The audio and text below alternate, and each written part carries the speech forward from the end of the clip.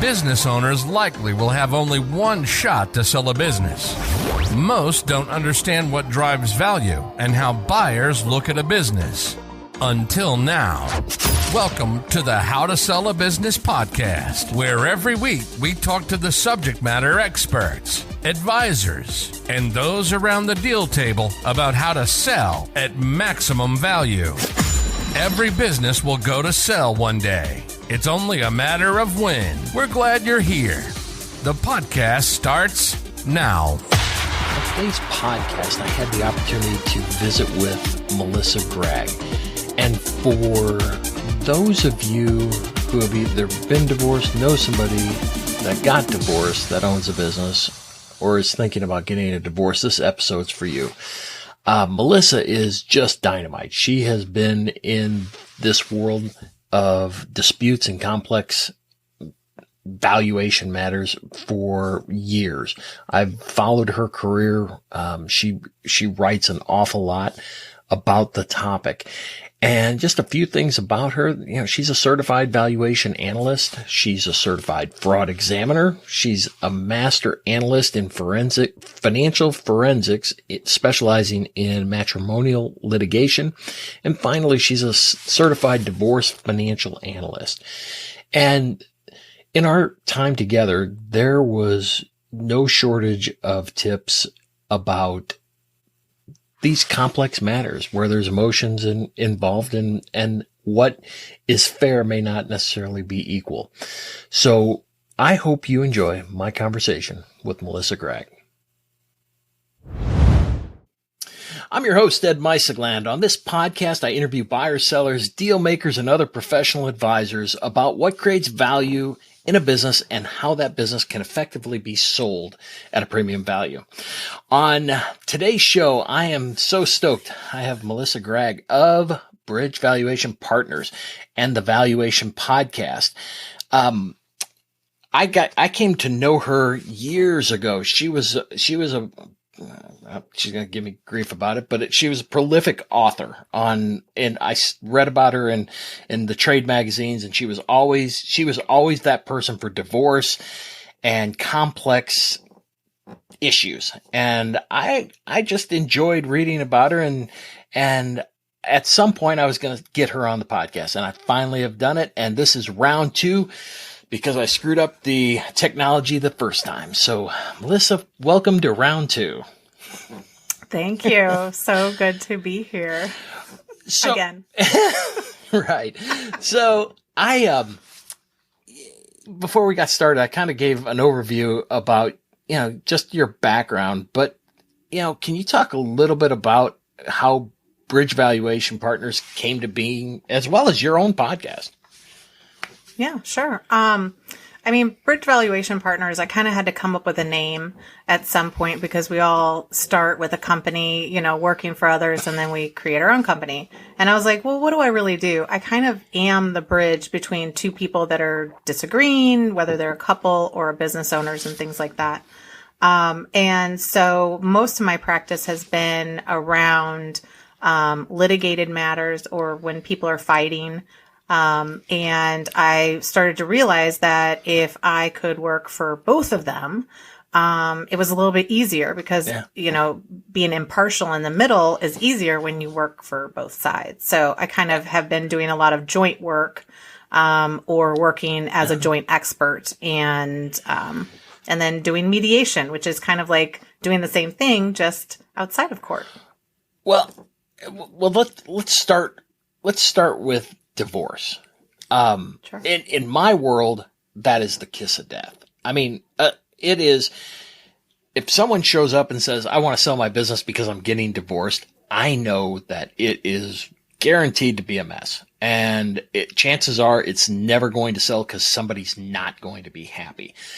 So I guess that's kind of where I wanted to start was, all right, if that's the decision, whether it's, one party or the other, let's go ahead and sell.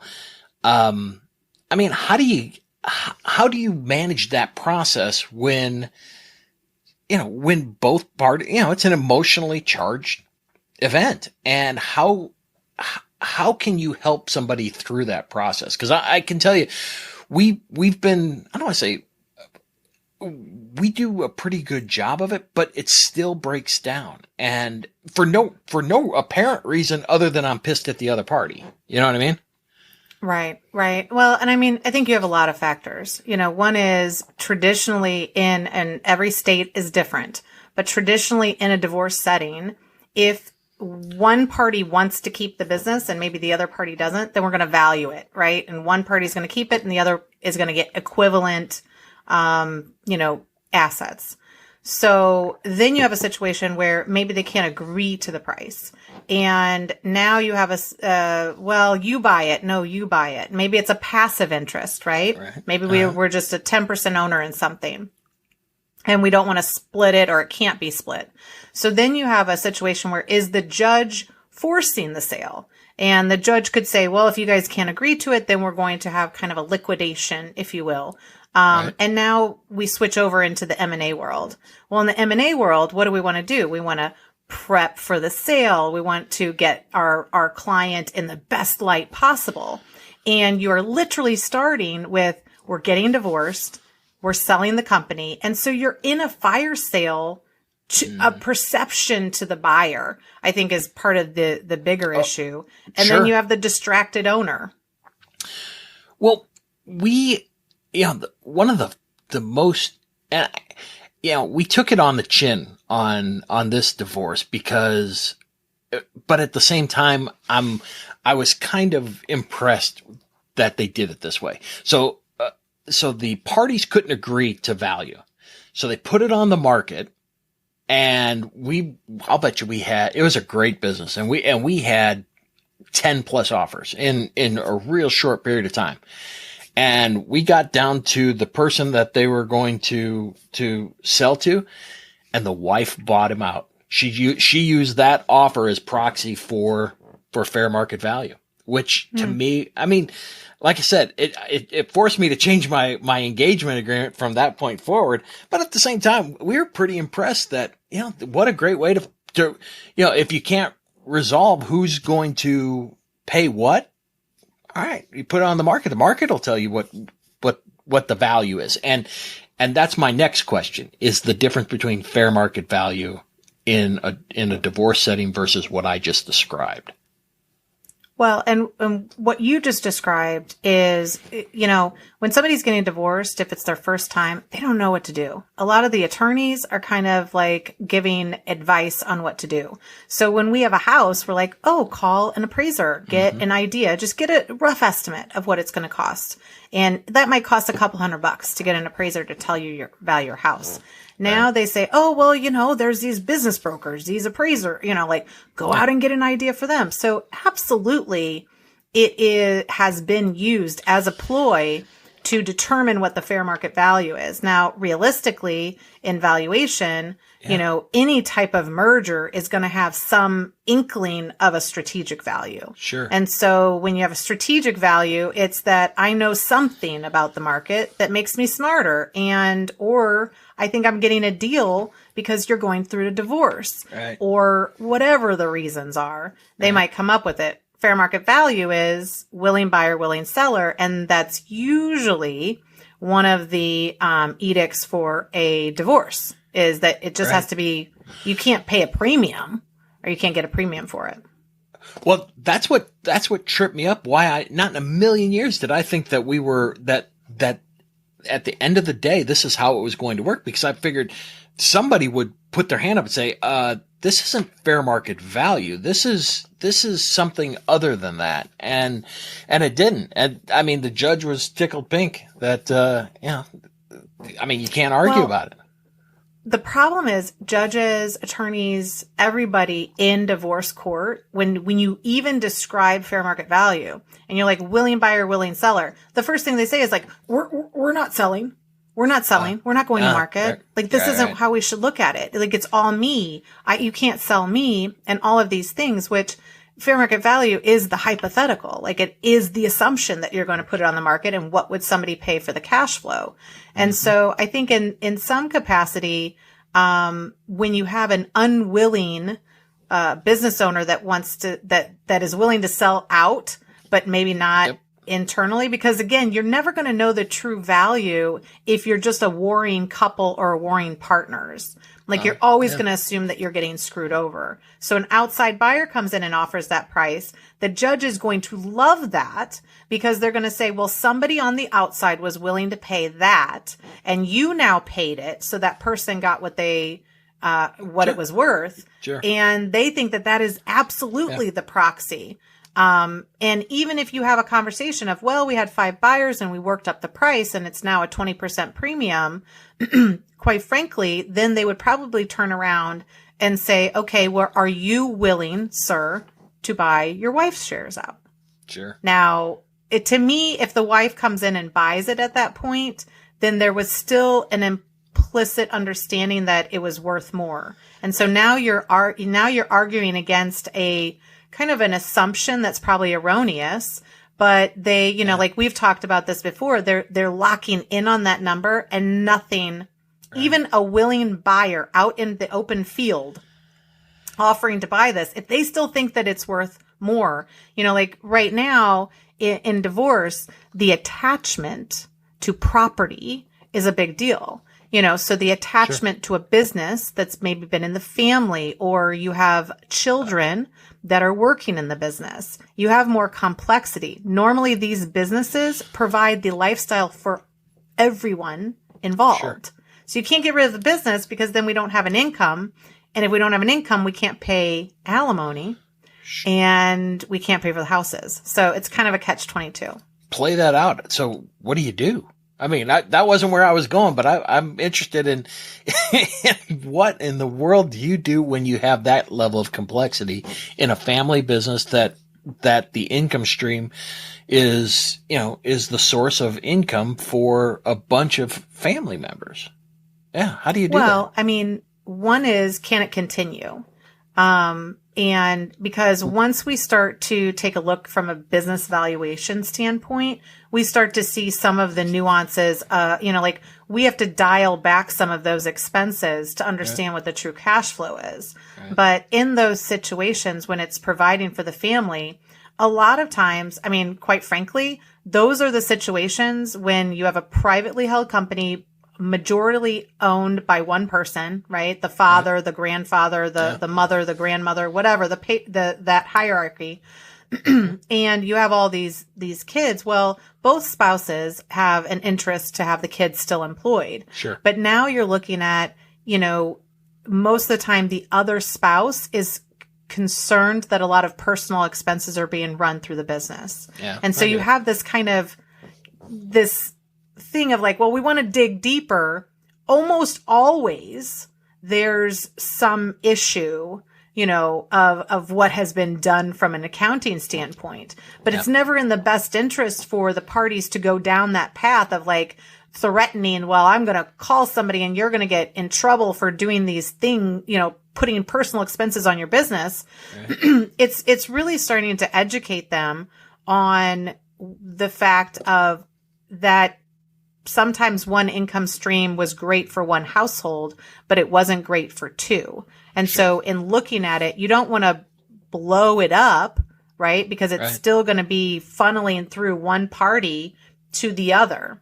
Yeah. But then it becomes, is it rehabilitative? Like maintenance, paying somebody should get them to another spot.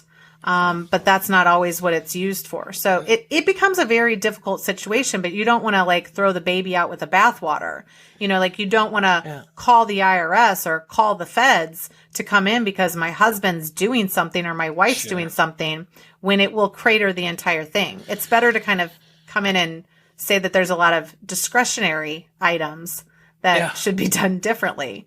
And as valuators, we're not coming in to say that the taxes were done incorrectly. Right? We're making the assumption that they were done properly with a CPA. So if you have a business owner that does their own taxes, it's a little bit different. You have to do your own professional due diligence and say, does it make sense? I mean, we had one just yesterday, we presented it. And they were very concerned, and it was based in an industry that has so much fraud in it. So the odds are there's something going on. Sure. But when we compared it to the bank statements and the tax returns and the financials, guess what? They weren't too far off, because the reality is most people aren't criminals. They're just trying to get away with a little bit, minimize so can taxes. we back it out in the valuation? Yep. Yeah. Can we look at what it looks like without it? Yep. And that's really how we approach it. And then how do the parties feel about that? Because now you're a little bit different, because you're hired by both parties to mediate a value. So your findings are, look, they are what they are. I don't represent either one of you, or I represent both of you. And here's where it lands. But I guess as you start uncovering, the discretionary expenses, or you start uncovering, getting the business down to truly what you're valuing. And I mean, how is your level of scrutiny, felt by the parties? Is it good or bad? I would imagine it's good. At least somebody knows that this is going on. At least one party does, Yeah. And I'm not always hired for both parties, but I think you have to operate in this space as if you always are hired by both parties, really looking at it from a neutral standpoint. Sure. But then in kind of taking that one step further, if I'm working for both parties and I'm in the middle, I literally am telling them, everybody has their mediation spiel at the beginning. Right. I'm telling them crazy stuff. Everybody else wants to say, talk nice and be nice. And I'm like, no, I'm there to protect you from yourself and from everybody else in the room. And I'm there to provide education on the value. And there's always going to be gray. Yeah. So in a lot of times I have to bring the gray up. Parties, are you aware, since this is a business owned by one spouse, about the double dip? Mm-hmm. And they're like, no, I don't know about the double dip. And I'm like, well, the double dip is, we can only have income be either salary or profit. Right. And they're like, okay, well, tell me more. And we talk about that. Well, of course, some of these things are on the side of one party or the other. Yeah. But if I say it to everybody involved and I say, here are the positives and negatives, and I create it as a situation that we just talk about, it diffuses it.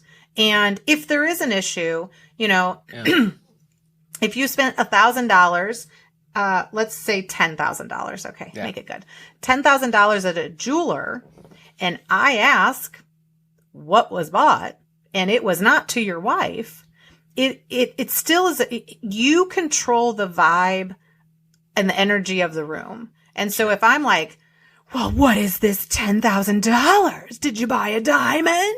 Or if I'm just it looks like there was $10,000, to a diamond company, is everybody aware of what was purchased?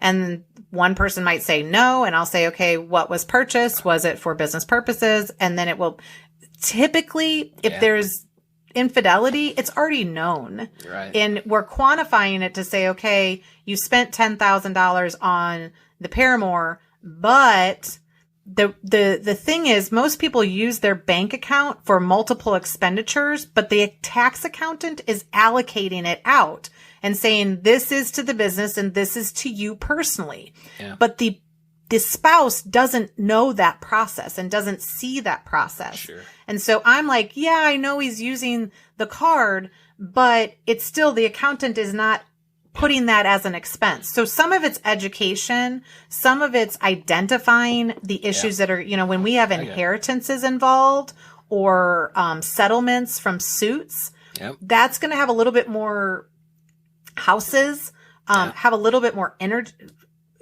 more than houses, vacation homes. Because vacation homes are where we went when we were happy as a family.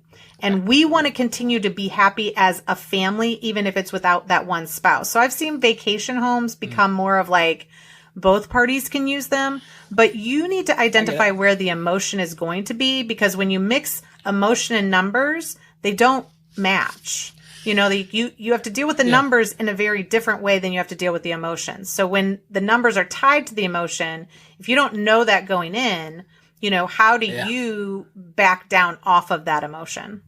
So in a sale environment, I mean, what's the tip, or what's the tell that things are going to go awry? So if I'm getting divorced, I want to know, people that are listening, what am I looking for? How do I know this path? What's going to happen to me? Or what's going, what is the scrutiny? Is this really the colonoscopy I'm told it's going to be? That kind of thing. If you're the broker, if you're the M&A advisor, and somebody's going through a divorce, you have to be very clear. I would almost get both parties in the room and have the discussion. Like, this is the process. We're going to get offers, Because if you can, in the room, Zoom, however you do it at this point, but if you can lay eyes on that out spouse, the spouse that's not part of it, and everybody is saying, yes, we are selling this company. If that person is sitting back and being like, well, like, how much? Like, what is it going to entail? Those are going to be your signs that's going to, like, if you don't answer those questions now, you're eventually, that's almost like your second seller, right? So you get everything. So your first seller is the person that's totally making the decisions, and yet they still have the second seller in the back that could trump everything. So unless you know the relationship and you've put eyes on it, because guess what? In a divorce, there's 3 stories. Wife, husband, husband, husband, wife, wife, however you want to look at it. There's 2 sides, and then there's the truth. And the problem is, if you don't put eyes on that situation and it's acrimonious, or it's okay, or they are not aligned, I would almost step back from the situation, because you're just punting that issue until you get closer to a close date. And then it's going to just ruin it at that point. So I think you got to get both, and who's making the decision. Like, if the court has determined that it's going to be sold, then there is a written court order for the sale of that company. And so then you're working it. Now, can somebody break it? Sure. Well, they're people.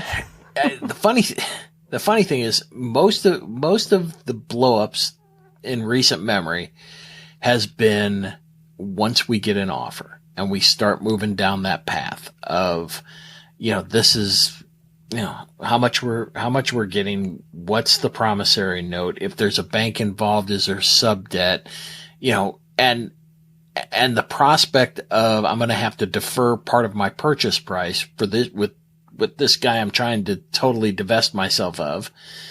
It hasn't gone well, and again, as well as due diligence. Due diligence is another thing, especially if you got husband and wife that have been working in the business, and now buyer has to rely on them collectively to provide, whether it's a quality of earnings or whether it's just your normal due diligence. It is a total pain, and that's where it falls apart. So I guess that's where my next question is, now where it is.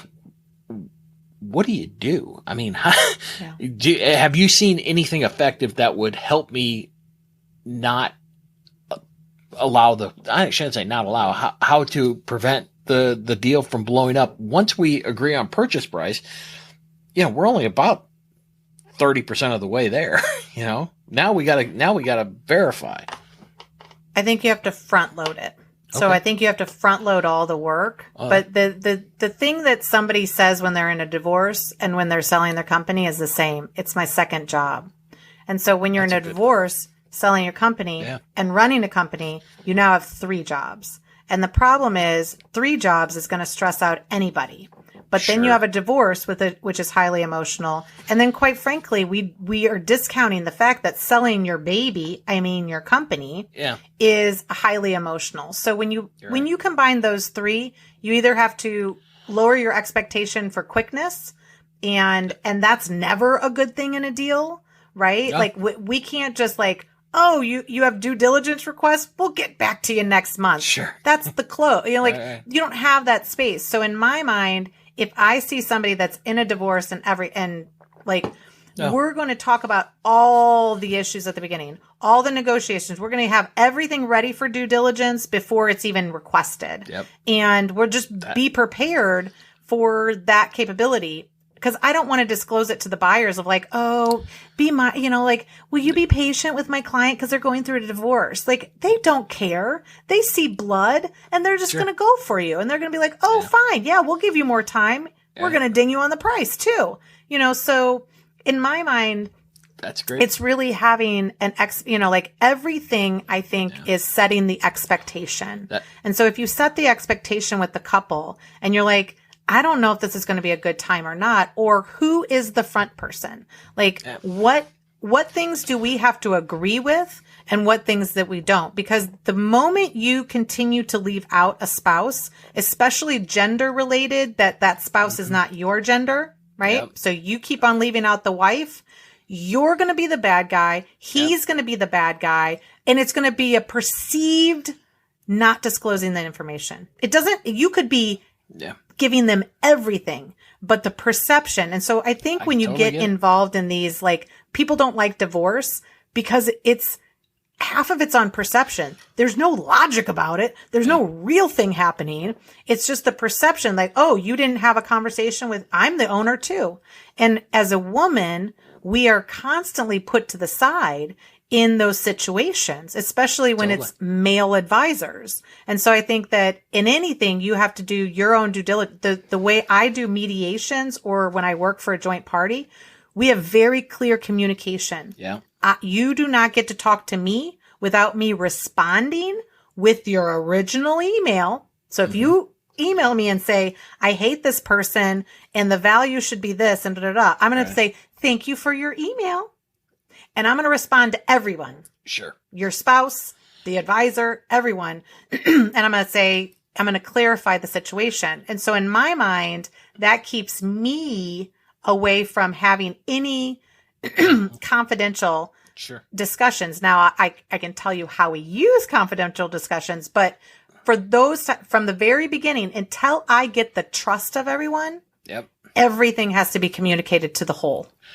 Well, I'll tell you, one of the things that you just said was, I think really impactful is front loading.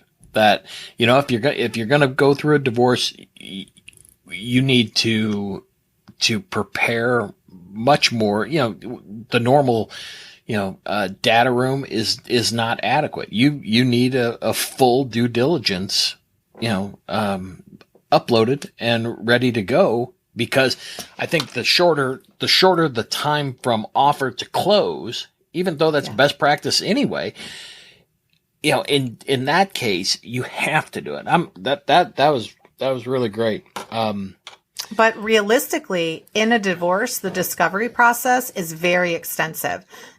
So in some capacity, if you're selling after you're getting divorced, in the divorce is a lot of the documents. Now, if you're selling and then getting divorced, it's the vice versa. You have all the documents. Yep. And in those cases, if you are not hiding the ball, if you are not trying to keep documents away from your spouse, it doesn't even make sense. You are a couple, your money comes from one pot, and yet you're going to take your money and pay two different people to value the same thing. And they're guaranteed going to come up with different numbers for sure. Going to come up with different numbers. And then you're just going to pay them to fight. And nobody else in the room even knows what they're talking about. So I think that the documents might be there, but they may not be, they're not going to be, you're not going to be ready for a quality of earnings. No. You're going to have it, and for the most part, I think business brokers and M&A advisors, we know what is going to be needed. And so from my standpoint, if you see kind of slow times in the process from the divorce standpoint or whatever, because divorces could take a year or two. No, I get it. You might sell a company and still be getting divorced. Yeah. So I think you just have to know where you're at in the process. And then the additional pieces, is this business cyclical? Because if this business is cyclical and we're heading into Christmas season and that's their time, it is just, you all just have to stop. Like at some point you just have to be like, this is not, this is not going to work, because if you start to crater the business owner, like, and with mental health at an all-time high issue, you know, it could be more impactful. So I just think that having them understand that each of these takes time and a process, and that, you know, hey, you have the time now, get the documents now, let's answer the questions. I mean, even doing preliminary valuations, I tell people it's going to help you know the answers that you have no clue, like what happened to that expense? I just asked a client, what is the $700,000 other income? What was it? Like, it's not like $7. It's like 700. And you know what he said to me? He's like, and I said it was last year. Last year. Right. Like, we're right there, right? And he's like, really? I wonder what that could be. And I was like, do you think your accountant knows? Oh, yeah, I'm sure she knows. Wait. It could have been, literally, he named 4 different things that it could be. So you have to understand the level of business of what you're, you know, like, is the owner have a hand on every single thing? Right. No. Or is the owner, I mean, because what the companies that are selling are $25-50 million, right? These owners are not doing everything. Sure. And so they don't know but they're sitting in the room negotiating these you know, like you're negotiating these prices with them. And then they ask one question of like, well, where's that $700,000 of other income? And you're like, hey guy, what's that 700? And he's like, well, it could have been a lot of things. Is it recurring? Is it going to happen again? I don't know. So I think that a lot of it's your due diligence so that you can conduct it without the owner there. And most of the time we want to conduct all of this with the owner. Yeah, no. But there are going to be times where they're just going to disappear because they're going to be so overwhelmed. Yeah, no. You know, by all of this. Yeah, I follow. Well, I want to conclude the story of the woman I told you that used us for fair market value, and her husband was just that kind of guy, you know, good for her for getting divorced kind of guy, you know, and she turned it and flipped it. She bought it and flipped it. And I'll bet you she made, it wasn't times 2, but it was a good 1.5 times. And it was within months. She knew exactly what she was doing. And I loved it because, like I said, it was, you know, you don't wish divorce on anybody, but boy, you could, this guy was just not, it was a good situation. So I think that's the hardest issue in divorce valuation in general is that when we're doing strategic value, when we're looking at investors, when we're working for the company, right? And talking about how to grow it, sell it, buy it, whatever, we're looking at really like, what is the potential, right? And we're kind of ignoring the probability that that's going to happen, right? Because we're speculating. And quite frankly, even sometimes when I get into these businesses, I was like, yeah, I see it. I see the future. It is bright. It's going to be beautiful, but it hasn't happened. Right. And like, as much as I believe that it could happen in a divorce, we are looking at what has happened. Right. Oh. Because in some courts, they think that a future or a projection or a DCF, a discounted cash flow model, is future projections and it's future value, right? And sometimes we can't explain that away because they're just like, no, you're not. And in divorce, you're sometimes not entitled to future value. You're entitled to what the value is today. Right. And so I think in that capacity, it's hard because you get in these situations and you feel and you hear the impassioned business owner, and they always think that their business is worth more, way more money until they get divorced, and then it's worth nothing. You know, so you always have that issue. But for me, it's kind of getting out of the speculation and the belief that it is going to happen, because these people are usually brilliant and they're coming up with great ideas, and they may have a lot of cash flow that's coming in, or investors, but we can't speculate. Like, if you haven't proved it, and that's the hard part. Like, somebody could say, oh, okay, you're going to go sell this business for $1 million. I got somebody who's willing to pay $2 million. Why? Because I sold them on the dream. right? Sure. It's still the same business, but I was able to create a vision that they bought into better than you. Yeah. Okay. But either way, even if they walked away and that spouse bought it from you, like she probably needed to still pay the deal fees, right? No, that's my Hopefully. point. No, that was the whole point. She was excluded from our agreement. It was third party. That's why I said we changed all of our agreements. If that changes hands from a family member, we're getting paid. And in this case, it was an intercompany sale. So yeah, we took it on the chin on that one. But like I said, we paid the tuition, and that's okay. It hasn't ever happened again. So the remaining time that we have, I wanted to talk to you about the work you're doing with selling companies, because, regardless of who you use or how you get your business sold, ultimately, the goal is to have a successful exit. And the model that, what you've taken as far as the mediation process and applied it to selling a company, to me, I think that is fascinating and truly a great way to exit a business. So can you talk a little bit about your process and the evolution of it, I guess, to begin with, and then, how you do that and what has been most effective on, as far as the exit? I think lately I've seen more partnerships, either buying in or buying out. Right. And most of it's because we either got money sitting on the side or we need the money, right? And so when they somebody will come to me and they will say, hey, I got a person, they're thinking maybe they're an employee, maybe they're an outside. They want to buy the company.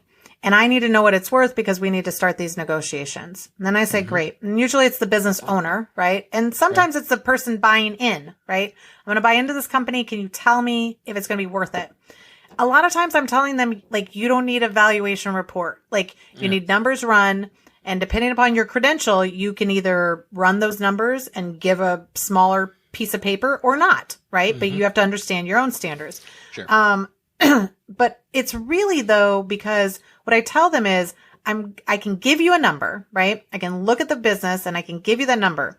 And that's going to be the starting point of the negotiation. Right. And whatever number you tell them, depending upon what side you are, is either where you start and you're going to pay more or you are going to get less, right? Yeah. But either way, you have to determine where that starting point is. And I say, a way to do this, if we don't start right now, right, is you go back to that person, that partner, and you say, hey, do you want to do it together?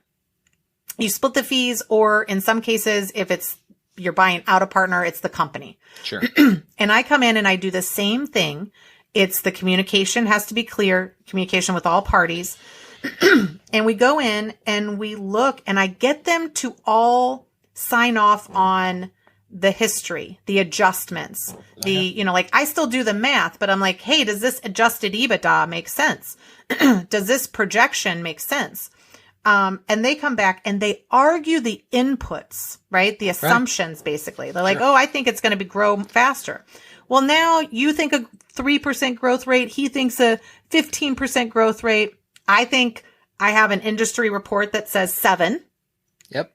But I show you what 7 and 10 looks like, right? Yep. And eventually I will offer that. So we negotiate. And then at some point I say, okay, are we good on the numbers? Like, you understand what I'm saying is the cash flow going forward if you're doing capitalization of earnings?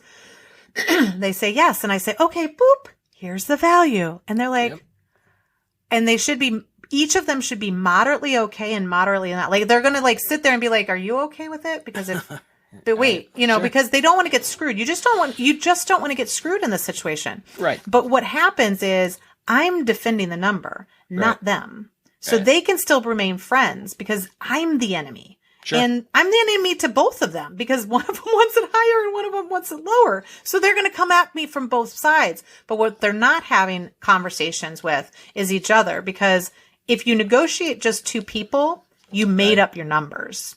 And if you made up your numbers, I just don't like yours and you don't like mine. And there's no basis for them. So now we're in this tit for tat, and we're not probably going to be happy after it because you're both going to feel screwed.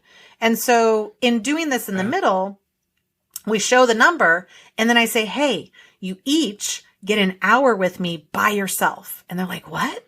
And I'm like, yeah, so we're going to take these models or templates, and we've done this with family members of 4 different parties warring.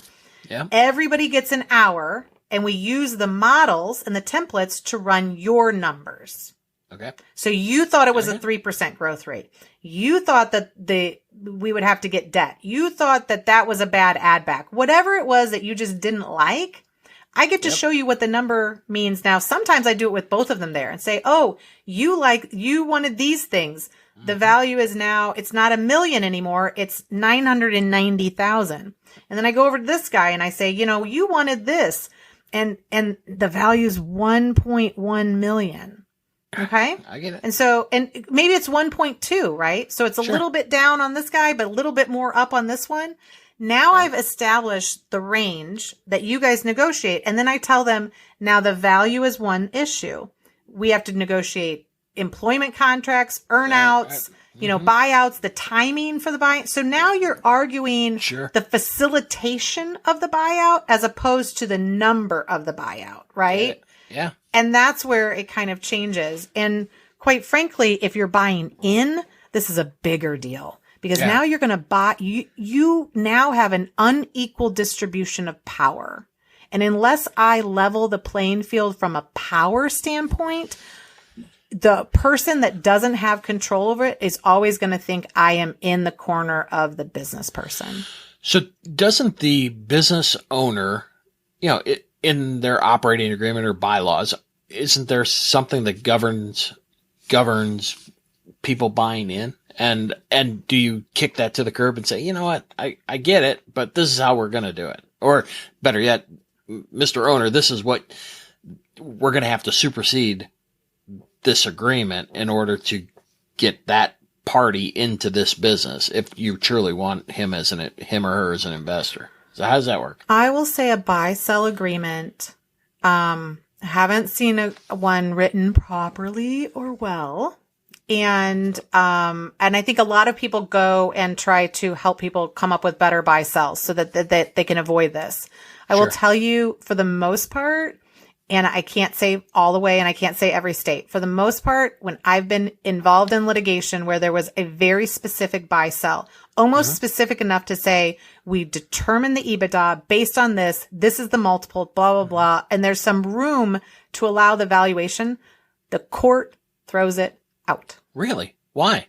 I have very rarely seen a buy sell with upheld. One is because it's not most of the things that they say is going to happen in the buy sell that they've covered is not what is happening. And then the divorce is kind of different. So if the divorce says, oh, it's going to be book value. Yeah, that's not an equitable situation. Yeah. So the court could just say that's not equitable. That's not fair. And then I come in anyway. And so for the most part, and I think that where we went wrong is we figured out a long time ago that we would negotiate from a position that we make up. And I am finding that if we negotiate from some solid numbers with some decent multiples and decent cash flow, because the reality is, what am I buying? Yeah. Am I buying 500,000 of cash flow? Or am I buying 100,000 of cash flow? And if I can't get to that point where we all agree to it, why am I buying into it? So it's really going to uncover how do they, and I will tell both of them, I said, how you deal with this is a very good indication of how you deal with this going forward and all issues that you're going to talk to about being two owners. And so it just started as a thing that I just did a couple times.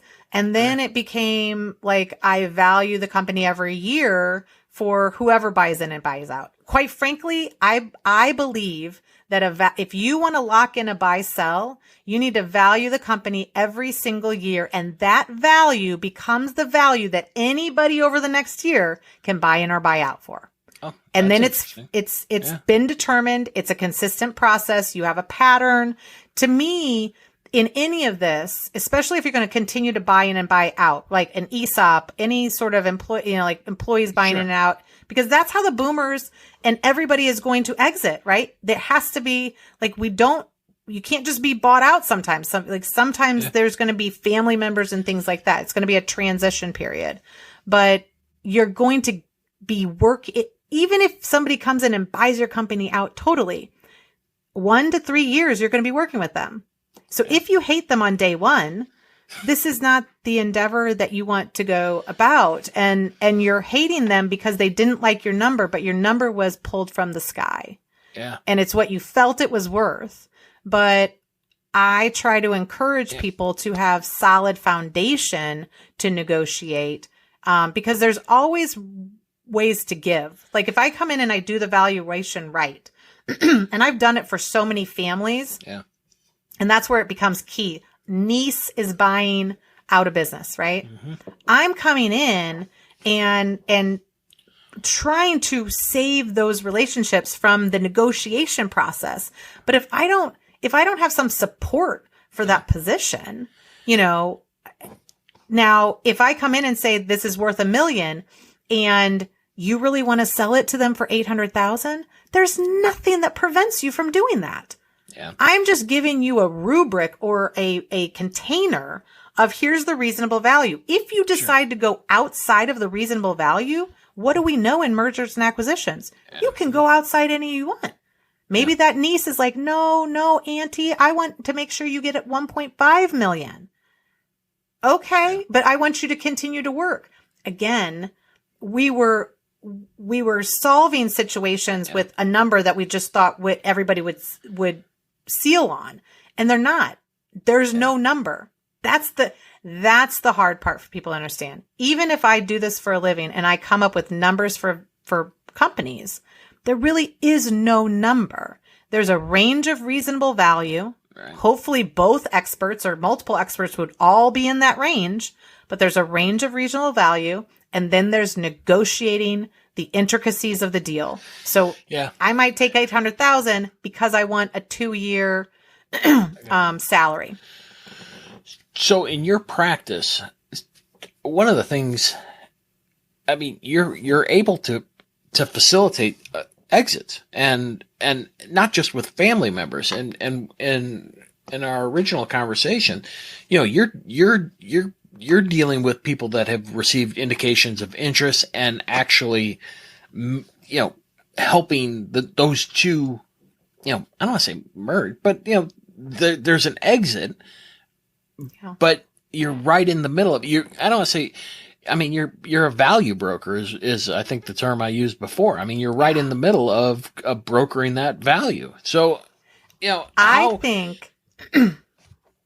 think business brokers and M&A advisors, because I was in that field, right? That's where I started. We were always trying to get these great companies to sell or buy, right? The good companies, EBITDA of $1 million or more, 5 million, da, da, da. The reality is I'm valuing companies every year just for strategic planning. And what I am seeing, and this is post-pandemic, this was not pre-pandemic, this is post-pandemic. This is very much, business owners that are 55, 65, 75. I am seeing so much money in the hands of private equity and big companies that they are just coming to my client's door and knocking on the door. Same. And they're like, hey guys, are you for sale? And my client's like, no. And they're like, how about, name your price? And then they're like, name my price. Okay. So then they come back to me and they're like, hey, somebody wants to name their price. I know we were worth $1 million at the year end, but do you think we can get 3? And I'm like, I don't know. Let's take a look at it. So it's negotiating that purchase price up. But what I say, so I come in there and I say, hey, can you go hire my guy, Ed? Cause he's going to help you make sure you get the right. And you know what the owners say? Why would I bring in Ed? I can do this. Right. And you know what the buyer says? Why are you bringing in Ed? We want to screw this seller over. Right. Don't bring in Ed. Ed's going to protect them. And so we're going in this interesting space where business owners are doing their own deals, regardless of what you say. Right. And so, and I'm like, I got people that won't charge you on the deal fee. They'll just charge you by the hour. No, they're like, I got you. Can we just use you? And I'm like, what? But the reality is they're getting it done. And some of the buyers and sellers just want to do this, business owner to business owner. So they're not like sometimes it's an unsophisticated buyer. And I had an unsophisticated buyer and seller where literally they were both like, okay, Melissa, so should we both just hire the same attorney? Like, who should we hire to do the, and that, quite frankly, after being in a lot of deals that were really bad or went wrong or had post litigation after the deal, like one of my deals, literally within a month, they already had an issue, right? Yeah, sure. Because of some, totally, stuff. Yeah. But stuff. that's what's happening. And it's interesting to me because these are the clients I always wanted when I would go to M&A, right? Yeah. And I could never get them because they were kind of untouchable because they had so many advisors around them. Right. But the reality is this valuation is kind of the carrot. Yeah. And they want to know because they want to negotiate themselves. Well, and then when they're not good at it, they need us to help them. In the wings, though, half the time I'm just... I'm helping them, but not a leader. Yeah. Right. Well, I'll tell you in our shop, I mean, I can tell you with certainty, if you do valuation work, I mean, digging in, not necessarily a full blown report, but digging in and understanding the value and understanding how the buyer is going to look at it, you got 87% of the time your business sells. I mean, that's a huge number. And at the same time, I wish, and I think I'm going to, just because you said it, I'm going to start keeping track of, our profit center of unscrewing up people's original work, not value work, but negotiation work. And just what you described. I've got a buyer or I've got multiple buyers. I get these letters every day, and now what? Well, I got this bar and, and I told my guys, I was like, if you get calls every week, write down the names. Right. Just write down the names. Like, that's our short list of if we did want to do, because what I see is when really profitable companies go to sell, there's usually an event, a health event, a situation that happens that makes it be like, okay, we got to sell in 6 months. And the reality is when the person comes knocking, if you are ready, and if you know the worth, your worth, right? You're ready. Then you're in a better situation. If you also, it's not like, doing a valuation makes you better prepared. No, doing a valuation or having some consistent advisors in general, they're going to be like, hey, why are you doing that? Oh, that's not good. Don't do that. Stop. Get an accountant. Clean up the books. Sure. And so when they come, quite frankly, if somebody does a quality of earnings on one of my deals, it should go smooth because we already knew, or even like we talked about this, we'll negotiate the holdback.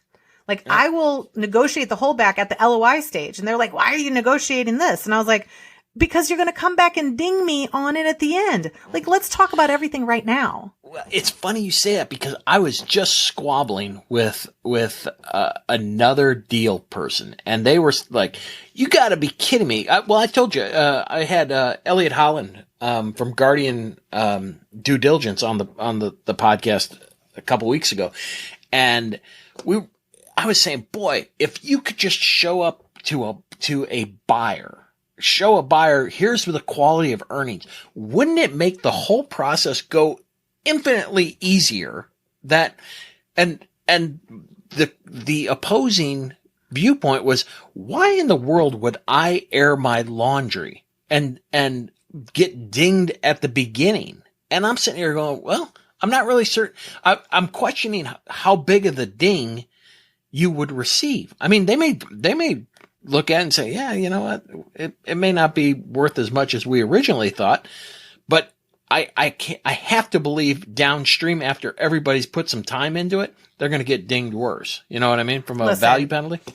What do you think? If you have a skeleton in the closet, period, point blank, we have to pull them out. We have to dress them up. We have to put lipstick on them. We have to make it look good, but we need to tell them selling your company is like a relationship. Okay. So if you have, I don't know, a really big issue, an STD, sure, you probably should tell that person before you do that next step. Sure. And so in a selling your company, if you know that when they come to your facility, you know, something's going to be there that they're not aware of, then why wouldn't we prep? Why wouldn't we just, here's the thing is, why aren't we just honest, right? 100%. Just be honest. You want to buy it or not buy it? And I think that that's where these business owners are, because if they're being approached, then they're kind of like, okay. And I do say, let's anchor the deal. Like, let's put that number out there, because I want 100%. Them to negotiate off of our number, as opposed to they come in and you want 5 million and they tell you 1. Guess what's going to happen? Every single day, if you do that deal, you're going to remember that day, right? And you're going to think that they tried to screw you, and it's just going to blow up. Like, so much trust is built in the deal process with those two owners that if you, like, we had a situation where they're like, there was some adjustment. Yeah. And they're like, oh, we don't need to tell them about that. Oh, yes, we do. Yeah. Or we bought out one of our deals. We bought out an owner like a year before at a very different price. And they said, do you have a valuation for that buyout, a report? And they said, nope. Well, how'd you buy them out? Oh, we did the analysis with Melissa, but we never summarized it in a report. Oh, really? So I presented the value to all the partners jointly, and they purchased each other out at that price or a similar price. And when they did it, they said, okay, well, we need it in writing so that everybody, I said, no, I would not put it in writing. And they're like, why? I said, because when due diligence comes and they say, can you give us your past valuation reports for the past 5 years? You get to say the truth, which is you don't have one. That's great. No, that's great. So that's how I protect you from yourself. Yeah. In the deal. That is such great advice. You know, and the funny thing is that these sellers, you know, to me, you know, the level of scrutiny and the amount of professional advisors that are going to be in this deal, it's going to be found out. Whatever you think you're going to hide, there's no way that anybody's going to not find it. And so this caveat emptor stuff, because, you know, as like I said, this other deal guy, I'd never put a quality of earnings up front.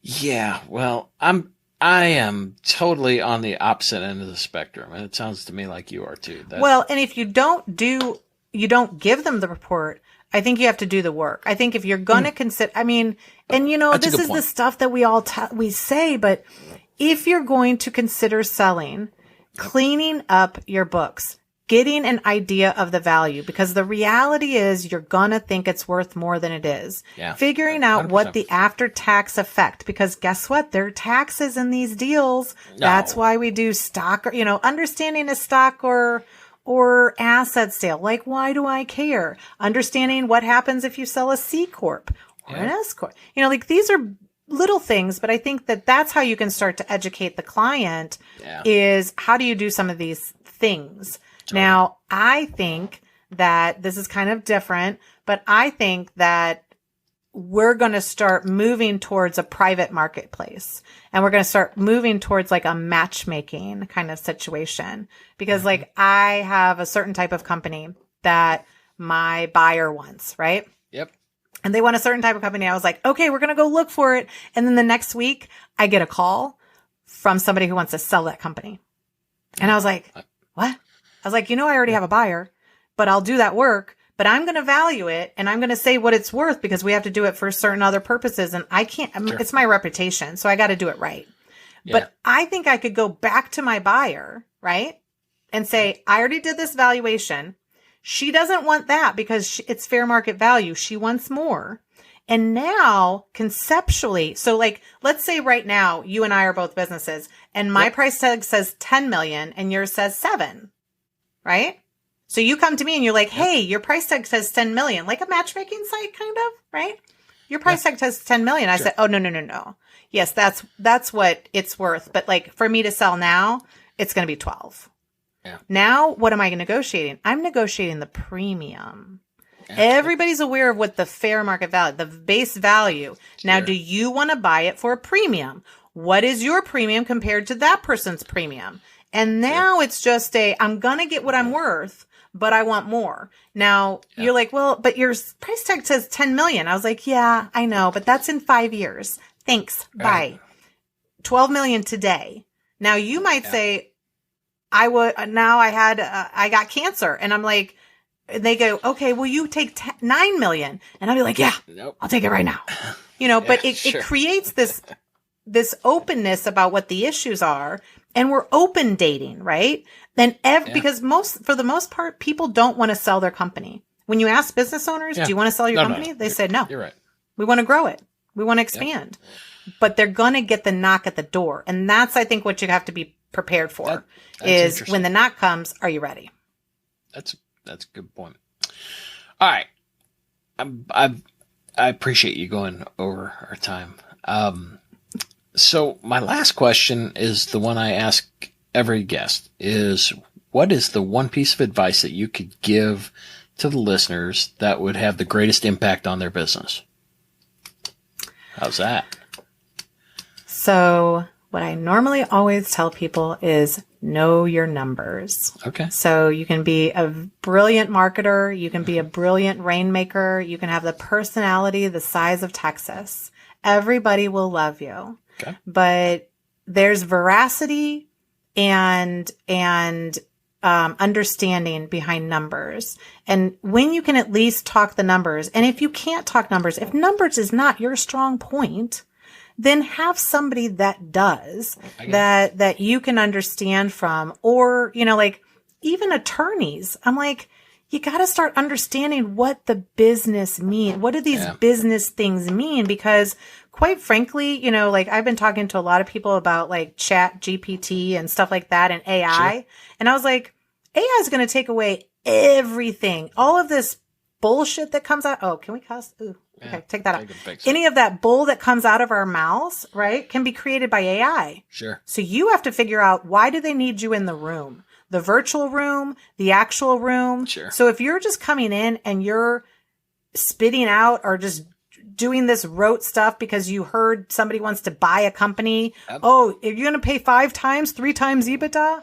If you don't really know why somebody would pay a premium for you, if there's not a differentiator, then there's a problem. If you can't walk away from it, like I got a guy, he's running an amazing company. And I was like, your goal is to leave for 2 weeks and not take a call. And he's like, no. And I was like, okay, well, maybe it's next year's goal. Right. This year's goal might be a little bit different. But I don't think business owners understand that letting go of their business takes time.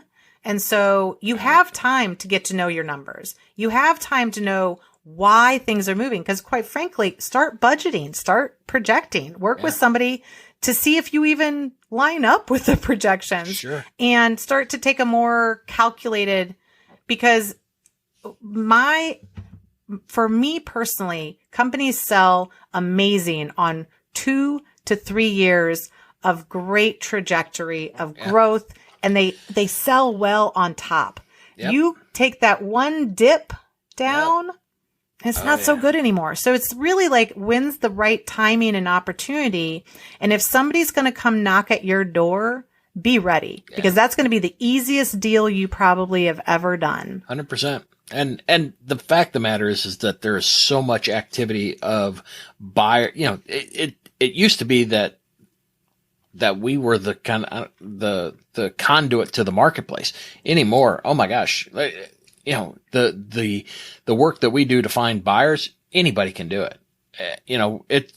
We may know different buyers and better buyers, but generally speaking, the process of procuring or, a seller list and targeting and so on and so forth. There's all kinds of books on it, but again, it is what it is.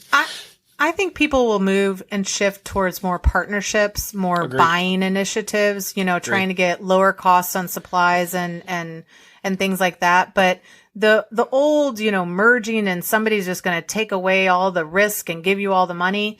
I don't think that necessarily happens unless you have heavy equipment companies, But these service companies, and things like that. I think you just have to you have to know how you are making money, if it can continue, and what reliance it has on you. And if you can answer those questions, those are going to be the bigger questions that a buyer is going to ask. And if the buyer doesn't think they can ask you questions, how are they going to keep you around? And how are they going to think that you've done something that's sustainable? Sure. You know, it's your credibility at that point. It is. Well, thanks twice for your time. You were awesome the first time. You were even better the second time. So where can listeners find you? Well, currently, we have valuationmediation.com, which is really what we're doing a lot of our valuation in some sort of collaborative fashion. You know, whether it's really called mediation or not, it's really just working with one person when you have multiple parties that just need a number. Yeah. But that's a good way to reach out to me. You can connect on LinkedIn. I'm always connecting with LinkedIn people, even strangers. I know that's verboten, but I'm fine with it. And reach out to me. Most people have my cell phone, and it's pretty much everywhere on the websites. And if I have the capability to answer, I do. So I get a lot of calls from like, I saw a video and I have a question, and I'm like, great. And sometimes they result in like great cases or clients. So I think just put yourself out there and be available. I got it. And you also have a podcast too. Oh yeah. I forgot about that. Yeah. We do have valuationpodcast.com. This is what happens when you get two podcasters together. No, like we're like, what? Like I'm in the role of, I don't have to worry about that, you know, but, we do. We also have a mediatorpodcast.com, which is for the mediation side of it. Cause I think that's going to be really big in the future as well. So. I agree. Well, Melissa, it's been great. I sure appreciate your time, and I can't wait to hear the feedback from people, you know, cause this is a different way of looking at a common issue. So I'm so grateful for our time. Thanks again. All right. Well, thanks, Ed. I appreciate it. Not a lot of people have me on on other podcasts, so this is awesome. Well, they're just going to have to listen to this one, and they'll figure out that what a great guest you are. Thanks again. Thank you for joining us today on the How to Sell Your Business podcast. If you want more episodes packed with strategies to help sell your business for the maximum value, visit howtosellabusinesspodcast.com for tips and best practices to make your exit life-changing. Better yet, subscribe now so you never miss future episodes. This program is copyrighted by Myso Inc. All rights reserved.